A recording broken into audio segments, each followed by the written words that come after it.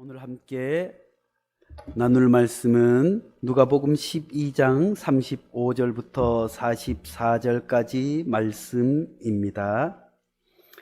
제가 가진 성경은 신약성경 116편, 누가복음 12장 35절부터 44절까지 말씀입니다. 제가 하나님의 계시의 말씀을 봉독해 드리겠습니다. 허리에 띠를 띠고 등불을 켜고 서 있으라. 너희는 마치 그 주인이 혼인집에서 돌아와 문을 두드리면 곧 열어주려고 기다리는 사람과 같이 되라. 주인이 와서 깨어있는 것을 보면 그 종들은 복이 있으리로다. 내가 진실로 너희에게 이르노니 주인이 띠를 띠고 그 종들을 자리에 앉히고 나와 수종들리라. 주인이 혹 2경에나 혹 3경에 이르러서도 종들이 그같이 하고 있는 것을 보면 그 종들은 복이 있으리로다. 너희도 아는 바니 집주인이 만일 도둑이 어느 때에 이럴 줄 알았더라면 그 집을 뚫지 못하게 하였으리라. 그러므로 너희도 준비하고 있으라. 생각하지 않은 때에 인자가 오리라 하시니라. 베드로가 여짜오되 주께서 이 비유를 우리에게 하심이니까 모든 사람에게 하심이니까 주께서 이르시되 지혜 있고 진실한 청지기가 되어 주인에게 그 집 종들을 맡아 때를 따라 양식을 나눠줄 자가 누구냐. 주인이 이럴 때 그 종이 그렇게 하는 것을 보면 그 종은 복이 있으리로다. 내가 참으로 너희에게 이르노니 주인이 그 모든 소유를 그에게 맡기리라. 아멘. 이 말씀은 살아계신 하나님의 말씀입니다. 지난밤에 꿈속에서 큰 돼지를 만나고 이제 로또를 사서 로또 대박을 꿈꾸는 사람이 가장 좋아하는 찬송이 있다고 합니다. 그 찬송이 무엇일까요? 주여 지난밤 내 꿈에 배었으니 그 꿈 이루어 주옵소서. 이 찬양을 가장 좋아한다고 합니다. 사람들은 누구나 복받기를 원합니다. 돈이 부족한 사람은, 물질의 어려움을 당한 사람은 돈이 좀 많았으면, 돈이 있으면 복이겠구나 생각합니다. 또 어떤 사람은 아이고 배운 것이 없어서 내가 좀 많이 배웠으면 그것이 복이겠구나 하는 사람이 있습니다. 그래서 어떤 사람은 명예를 찾아서 또 그것이 복이겠구나 하는 사람들도 있습니다. 사실 그렇지만 돈도 명예도 배움도 만일 우리가 죽을 중한 병에 걸렸다고 한다면, 무서운 암병에 걸렸다고 한다면 그 암병에 걸린 사람에게 가장 큰 복이 무엇이겠습니까? 돈이겠습니까? 명예겠습니까? 많이 배운 것이겠습니까? 큰 집이겠습니까? 좋은 자동차겠습니까?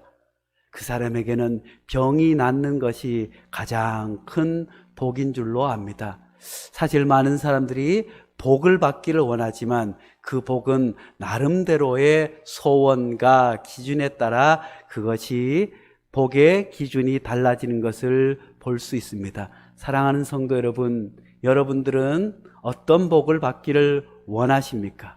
오늘 제목을 같이 한번 해보겠습니다. 복이 있으리로다.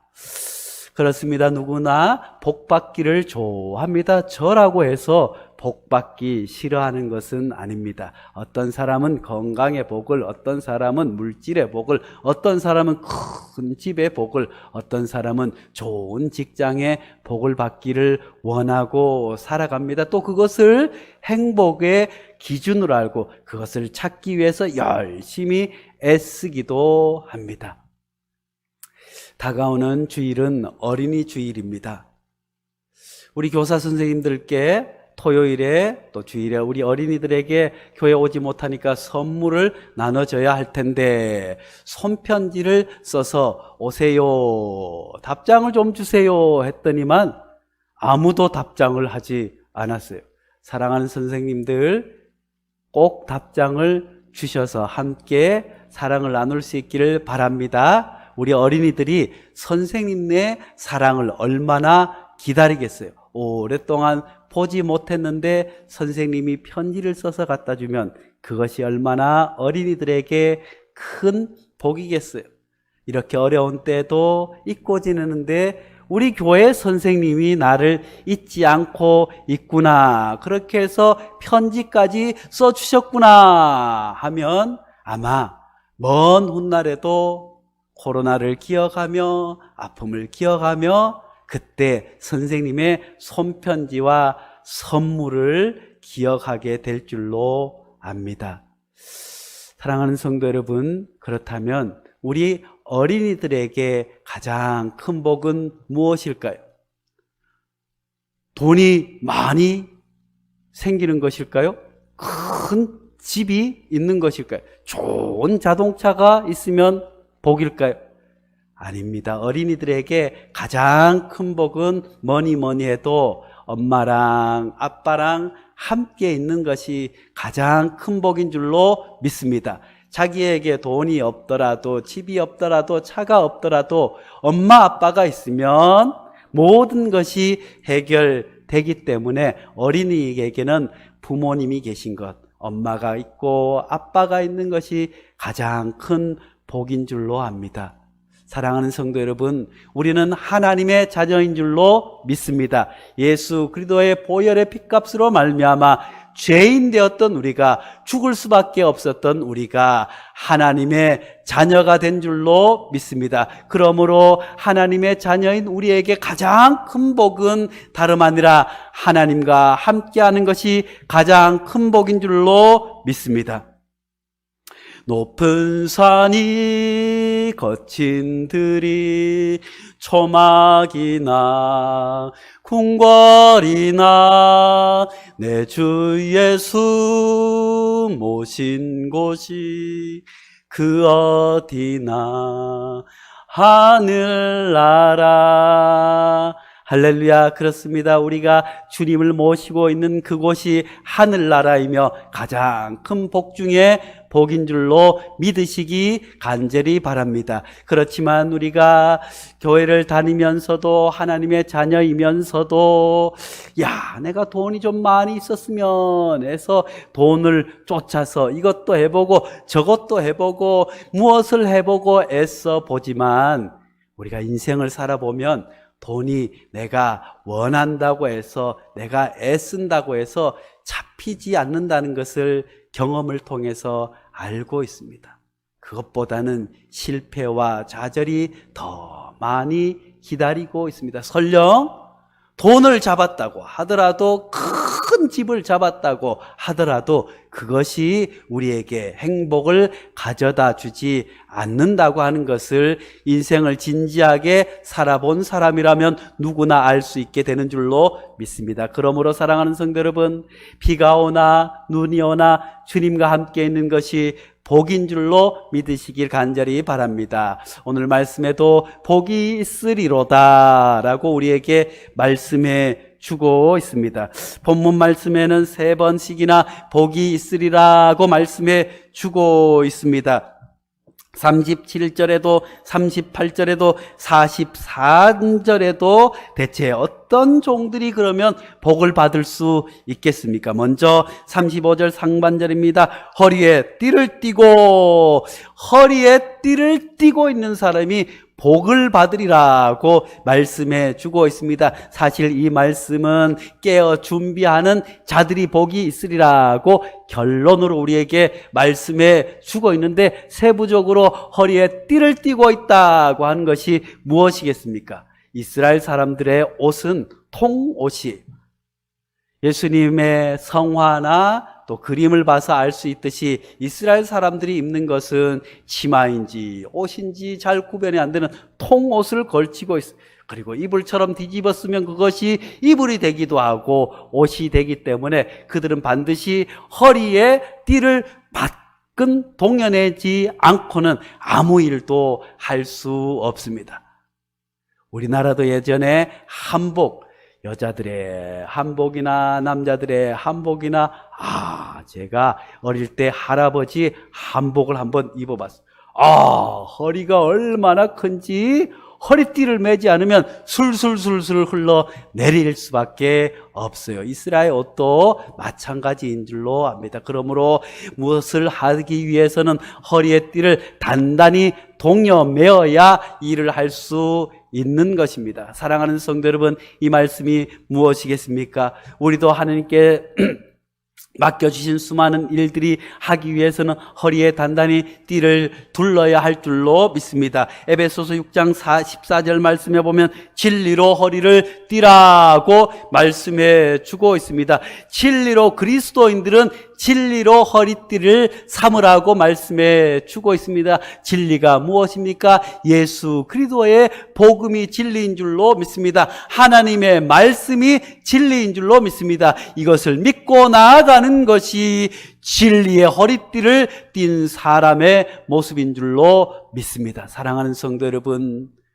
교회 다니면서도 어떤 사람들은 이념을 따라서 가기도 하고, 어떤 사람들은 자기 가치를 따라서 살아가기도 하지만, 거기에 목매서 열심히 살아가기도 하지만, 그리스도인들에게 가장 중요한 것은 복음에 매여 있어야 할 줄로 믿습니다. 어떤 일이 있더라도 예수 그리스도의 복음을 벗어나지 않아야 할 줄로 믿습니다. 우리가 사회 봉사를 하든 우리가 어떤 일을 하든 세상에 나가서 어떤 일을 하든 우리는 복음의 띠를 단단히 동여매고 일해야 될 줄로 믿습니다. 그래서 세상 사람들이 볼 때 그 사람이 무슨 일을 하든지 그 사람을 볼 때 저 사람은 복음에 매여 있는 사람이구나, 예수에 매여 있는 사람이구나, 하나님에 매여 있는 사람이구나, 교회에 매여 있는 사람이구나 하는 인상을 주어야 할 줄로 믿습니다. 그런 사람이 복이 있으리로다라고 말씀해 주고 있습니다. 두 번째, 또 복이 있는 사람은 어떤 사람이겠습니까? 허리에 띠를 띠고 또 깨어있는 사람이 복이 있다고 말씀해 주고 있습니다. 등불을 켜고 서 있으라고 말씀해 주고 있습니다. 35절 하반절입니다. 등불을 켜고 서 있으라, 이런 자가 복이 있다고 말씀해 주고 있습니다. 사랑하는 성도 여러분, 이스라엘 백성들은 신부가 멀리서 오기까지 기다려서 신부가 올 때까지 모든 신부의 친구들이 등을 준비하고 기다려서 신랑을 맞이하고 큰 잔치를 하는 것이 전통입니다. 만일에 신랑이 올 때 등이 꺼져 있으면 그 잔치에 참여할 수 없습니다. 이 말씀은 주님이 언제 오실지 알 수 없을 때 우리가 깨어서 있어야 함을 우리에게 말씀해 주고 있습니다. 열처녀 비유에서도 등을 다 준비하기는 했지만 넉넉하게 준비하지 못한 거로 이제 시간이 지나면서 등불이 꺼집니다. 그래서 기름을 좀 빌려달라고 하지만 빌려줄 수 없는 상황이 벌어지게 된 것입니다. 사랑하는 성도 여러분, 우리가 등불을 준비해야 될 줄로 믿습니다. 오늘 말씀해 보니까 2경에 올는지 3경에 올는지 어느 시간에 올는지 알 수 없을 것이라고 말씀해 주고 있습니다. 사실 요즘은 9시, 10시, 11시도 초저녁이에요. 아이들도 요즘 12시, 1시 넘어서 자기도 한다니까요. 그런데 예전 생각을 해보면 저희는 어릴 때 9시 뉴스가 끝나고 나면 토요명화가 시작되었어요. 그런데 그 토요명화를 보려고 눈을 부릅뜨고 애써도 아이 스르르 잠드는 거예요. 농경사회뿐만 아니라 아주 지금부터 2000년 전에 9시면, 저녁 9시면 캄캄한 밤중이에요. 모든 사람이 잠들어 있을 때, 3경이면 1시가 넘어가는 시간 아니겠습니까? 그때는 모든 사람이 아무리 눈을 뜨고 있으려고 해도 눈이 감기는 그런 때, 그런 때라도 등불을 준비하고 있어야 함을 우리에게 말씀해 주고 있습니다. 사랑하는 성도 여러분, 주님이 오실 때가 언제인지 알 수 없기 때문에 우리 그리스도인들은 날마다 깨어 등불을 준비해야 될 줄로 믿습니다. 주님께서도 골고다 언덕에 올라가시기 전에 제자들과 함께 기도하시지 않으셨습니까? 제자들에게 돌아와서 너희가 깨어 있을 수 없더냐 하고 안타까워하셨던 주님의 모습을 볼 수 있습니다. 사랑하는 성도 여러분, 요즘 코로나 바이러스 우리나라가 잘 관리하고 잠잠하지만 또 어떤 사람들은 아이쿠나 중국을 막지 않아서 자 베트남 봐라, 대만 봐라, 그들은 완전히 틀어막아서 사람이 많이 죽지 않았느냐 하는 사람들도 아직까지 있기도 하지만 사실 우리나라 국력이나 경제 규모에 있어서 그렇게 틀어막기란 쉽지 않은 일이었지만 또 그렇다고 해서 그 사람들의 말이 완전히 틀렸다고는 볼 수 없는 노릇 아니겠어요? 어쨌거나 환자들이 많이 신천지 때문에 많이 늘어나고 얼마나 어려움을 겪었는지 알 수 없습니다. 그렇지만 사스 때에 질병관리본부가 생기고 또 정은경이라고 하는 질병관리본부장을 두 계단을 훌쩍 뛰어넘어 차관급으로 임명한 이유는 그녀가 준비를 사스와 메르스와 신종플루를 다 겪은 사람이었기 때문에, 잘 준비되어 있는 사람이었기 때문에 또 맡겼을 뿐만 아니라 우리나라가 사스와 신종플루와 메르스를 경험했기 때문에 코로나19 바이러스도 잘 통제할 수 있었던 것 아니겠습니까? 준비한 만큼 결과를 얻게 되는 줄로 믿습니다. 우리 그리스도인들도 마찬가지인 줄로 믿습니다. 우리가 그냥 무턱대고 교회에 나오는 것이 아니라 주님의 말씀 안에서 허리띠를 단단히 동여매고 등불을 끄지 않게 준비하고 깨어 있을 때 복을 받게 되는 줄로 믿으시기를 간절히 축복합니다. 우리도 그렇게 어떤 위기가 오더라도 어떤 상황이 오더라도 잘 준비된 그리스도인들이 되어야 될 줄로 믿습니다. 또한 무엇보다도 언젠가 주님 오실 때, 주님 오셨을 때 잘했다 칭찬받기 위해서 잠시도 한눈 팔지 않고 깨어 기도하는, 깨어 준비하는 믿음의 성도들 될 수 있기를 간절히 축복합니다. 마지막으로 오늘 말씀 가운데 지난주의 말씀 연장으로, 지난주의 말씀이 무엇입니까? 가난한 자들에게, 사랑을 나눈 사람들에게, 가난한 사람들을 도와주는 것이 복이 있으리라고 말씀했던 것처럼 오늘 말씀도 물론 제자들에게 한 말씀이지만 양식을 나누어 주는 사람이 복이 있다고 말씀해 주고 있습니다. 사랑하는 성도 여러분, 코로나19로 많은 어려움을 겪고 있습니다. 우리 교회에서 돕고 있는 선교사님들도 어려운 선교 현장에서 열심히 돕고 있습니다. 그저 우리와 상황이 달라서 교인들도 멀리 떨어져서 교회도 오지 못하고, 또 가난한 사람들은 통행권을 받아서 장보러 오는 것이, 그리고 또 하루 벌어서 하루 먹고 사는 사람들이 대부분이기 때문에 이런 위기 때 양식조차 구하기 쉽지 않은, 우리 유준수 선교사님 페이스북을 보니까 거의 일주일 몇 번씩, 한 번은 교인들을 돌아보고, 한 번은 어려운 사람을 돌아보고, 한 번은 또 그 지역의 가난한 목회자들을 위해서 사모님과 목사님이 쌀을 사고 반찬거리를 사고 해서 머리에 이고 지고 일일이 방문해서 검문을 피해서 새벽 일찍부터 먼 길을 다니면서 나눈 것을 보게 됩니다. 넉넉해서 그렇겠습니까? 그저 한국에서 오는 부족한 성교비를 쪼개고 쪼개서 가난한 이웃들을 위해서 나눈 것 아니겠습니까?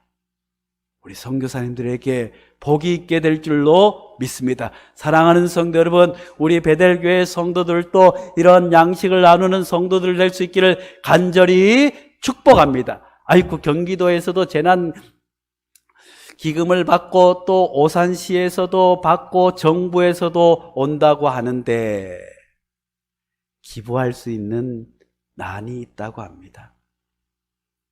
신청할 때 기부도 할 수 있고 또 받아서 기부도 할 수 있다고 합니다. 또 우리가 그것을 통해서 조그마한 선물을 사서 나눌 수도 있지 않겠습니까?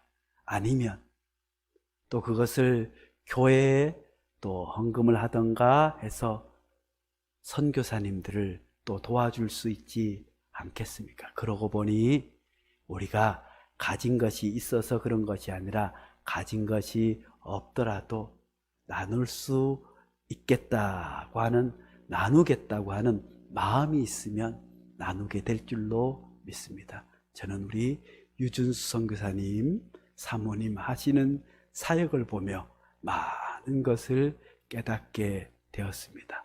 우리 김동호 선교사님도 선교 현장에서 꼼짝 않고 있으면서 주변의 어려운 이들을 위해서 조용히 묵묵히 나누고 있는 줄로 믿습니다. 우리 교회도 또 어르신들을 위해서, 어린이들을 위해서 양식을 나눌 수 있는 교회, 그래서 하나님부터 복이 있으리로다 하는 교회가 될 수 있기를 간절히 축복합니다. 사랑하는 성도 여러분, 우리 베델교회 모든 성도들은 하나님으로부터 복이 있으리로다 하는 칭찬과 복을 누릴 수 있는 성도들 될 수 있기를 간절히 축복합니다.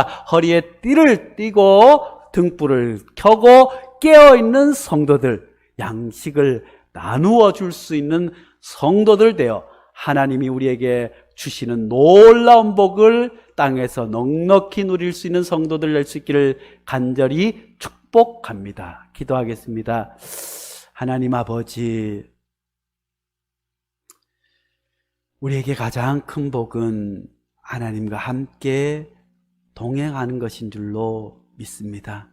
하나님, 우리에게 복을 더하여 주시옵소서.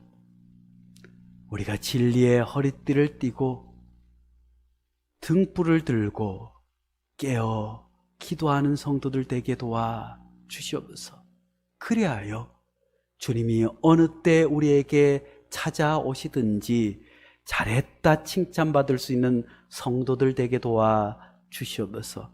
무엇보다 우리가 허리에 띠를 띠고 등불을 들고 깨어 양식을 나눌 수 있는 종들 되게 축복하여 주시옵소서.